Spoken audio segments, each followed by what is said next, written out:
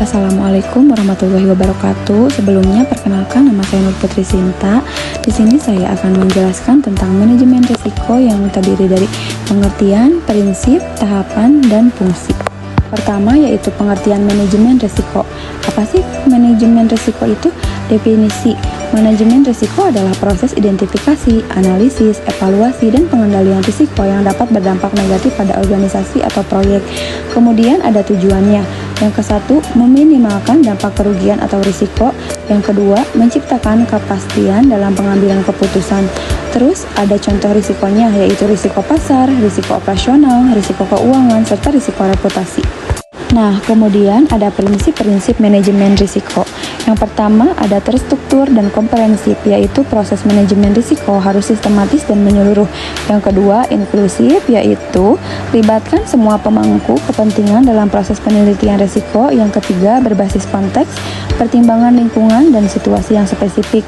Yang keempat berdasarkan informasi terbaik, yaitu keputusan dibuat dengan menggunakan data dan informasi yang paling akurat. Yang kelima dinamis dan berulang, yaitu risiko yang berubah. Manajemen risiko harus fleksibel dan diupdate secara berkala. Yang terakhir yaitu peningkatan berkelanjutan. Nah, ini selalu mencari cara untuk meningkatkan proses manajemen risiko.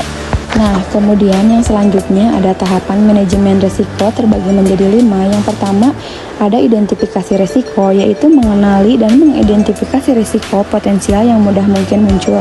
Kemudian yang kedua melakukan analisis risiko, yaitu menilai sejauh mana risiko tersebut dapat berdampak pada organisasi.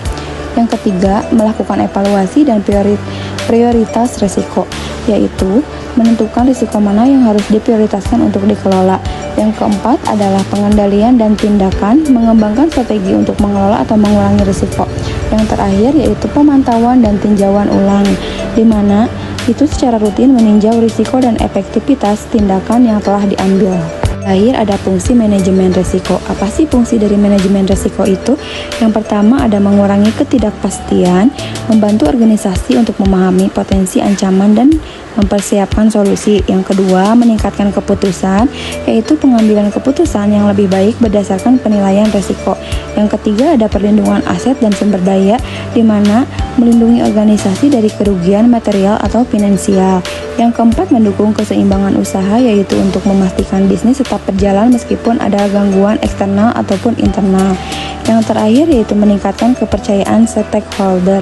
Berdasarkan materi yang telah dipaparkan tentang manajemen risiko mengenai pengertian, prinsip, tahapan, dan fungsi, jadi dapat disimpulkan bahwa manajemen risiko itu penting untuk memastikan kesuksesan dan keberlanjutan bisnis.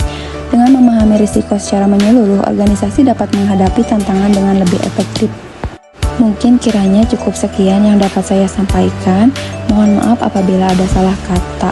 Terima kasih atas perhatiannya. Wassalamualaikum warahmatullahi wabarakatuh. See you.